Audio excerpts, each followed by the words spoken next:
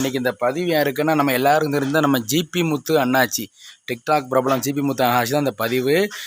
எல்லாருக்குமே தெரியும். இப்போ சோசியல் மீடியாவில் இப்போ ஒரு வைரலாக ஒரு நியூஸ் போயிட்டுருக்கு. என்னென்னா, ஐயா வடிவேலு ஒரு படத்தை சொல்கிறார்ல, ஐயா கணத்தை காணுங்க மாதிரி, ஐயா என் தெருவையே காணும் ஐயா, உடங்குடி பெருமாள்புரம் தெருவே காணும் அப்படின்னு சொல்லி கீழே தெருவை காணும்னு சொல்லி கம்ப்ளைண்ட் கொடுத்துருந்தாரு. அவர் வந்து கலெக்டர் ஆஃபீஸில், தாசில்தார் ஐயா, வட்டாட்சியர், கோட்டாட்சியர்னு எல்லா அலுவலகத்துலையும் கம்ப்ளைண்ட்டை கொடுத்துட்டு கையில் டாக்குமெண்ட்டோடு வச்சுருந்தாரு.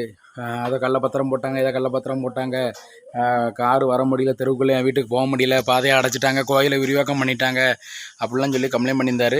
இப்போ அது என்னாச்சு அப்படின்னா, பெரிய பிரச்சனையாக ஒரு ஊரையே அவர் எதிர்க்கிற மாதிரி ஒற்றை ஆளாக இருந்து போராடினாருங்க. அந்த ஊரே எல்லாருமே அங்காளி பங்காளி சொக்காரங்க தான், எல்லாம் சொந்த பந்தம், சொந்த கோயில் தான். எல்லாருக்கும் ஜிபி முத்து அண்ணாச்சிக்கு சொந்த கோயில் தான்.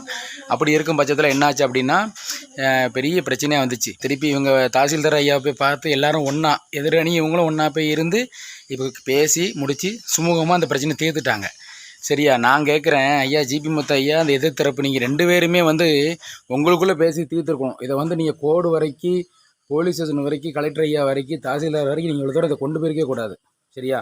ஒரு பிரச்சனை அப்படின்னா நீங்கள் பேசி தீர்த்து, சரிப்பா நான் கொஞ்சம் இழுத்து கட்டிக்கிட்டேன்ப்பா, அது ரோடுக்கு வழி தரேன், விடுப்பா அப்படின்னு சொல்லி இந்த மேட்டரை நீங்கள் பேசி ஒத்துழைச்சிங்கன்னா உங்கள் கோயில் வரிக்காரர் தான் ஜிபி முத்து அண்ணாச்சி. அதனால் நீங்கள் இந்த நேரத்தில் என்ன சொல்கிறேன்னா, ஜிபி முத்து அண்ணாச்சி வந்து இப்போ நிறைய படம் நடிச்சிக்கிட்டு இருக்காரு, சீரியல் நடிக்கார், அவர் நிறைய ப்ரொமோஷன் பண்ணிகிட்டு இருக்காரு. அப்போ வந்து அதில் கான்சன்ட்ரேஷன் பண்ணாமல் இந்த பிரச்சனை வரும்போது அவர் மைண்டு மாறும், சேஞ்ச் ஆகும், மனசு கஷ்டமாகும்போது வீடியோ போட முடியாது. ஏன்னா அவருக்கும் குழந்தைகள் இருக்குது, 4 குழந்தைகள் இருக்குது, மனைவி வந்து பாவம் அந்த அக்கா. இப்படி இருக்கும் பட்சத்தில் ஒரு மனசு தான் கஷ்டப்பட்டு உழைக்காரு, கஷ்டப்பட்டு உழைச்சி முன்னேறி வந்தவர். அப்படிங்கும்போது அவர் மனசில் நிறைய வழிகள் வேதனை கடந்து தான் வந்திருக்காரு, சாப்பாடு கூட வழி இல்லாமல் வந்திருக்காரு. இப்படி இருக்கும் பட்சத்தில் நீங்கள் வந்து இந்த மாதிரி ஒரு பிரச்சனையை வச்சு வந்தீங்க அப்படின்னா அவருக்கு மனசு தாங்க முடியாது. நிறைய பேர் கமெண்ட் போடுறாங்க, இவர் வளர்ந்து வர்றது ஊருக்காரங்களுக்கே பிடிக்கலை, அவங்க தெருக்காரங்களுக்கு யாருக்குமே பிடிக்கலை, அதான் அப்படி பிரச்சனை பண்ணுதாங்க அப்படின்னு சொல்லி சொல்கிறாங்க. அப்படிலாம் கிடையாது. அவர் வளர்ந்து வந்தாருன்னா அந்த ஊருக்கு தான் பெருமை. ஜிபி முத்து அண்ணாச்சின்னா நீங்கள் உடங்குடினால ஜிபி முத்து அண்ணாச்சியா அப்படின்னு தான் கேட்காங்க. மொத்தத்தில் உடங்குடி பெருமாள்புரம், பெருமாள் நகர் அப்படிலாம் யாரும் கேட்கல. அந்த உடங்குடின்னு அப்படி அந்த மொத்தத்தில் இந்த உடங்குடியா ஜிபி முத்து அண்ணாச்சி ஊரியா அப்படி தான் பேசுகிறாங்க. அந்த ஊருக்கே அவரால் தான் பெருமை.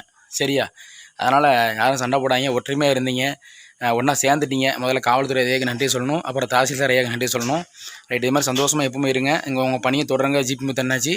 ஓகேவா? சரி, ரைட் நண்பர்களே, உங்கள் வீடியோ பிடிச்சா லைக் பண்ணுங்கள், கமெண்ட் பண்ணுங்கள், ஷேர் பண்ணுங்கள், மறக்காம நம்ம சேனலை சப்ஸ்கிரைப் பண்ணி இந்த பெல்லை அமைக்கிற நண்பர்களே. நன்றி, வணக்கம் நண்பர்களே.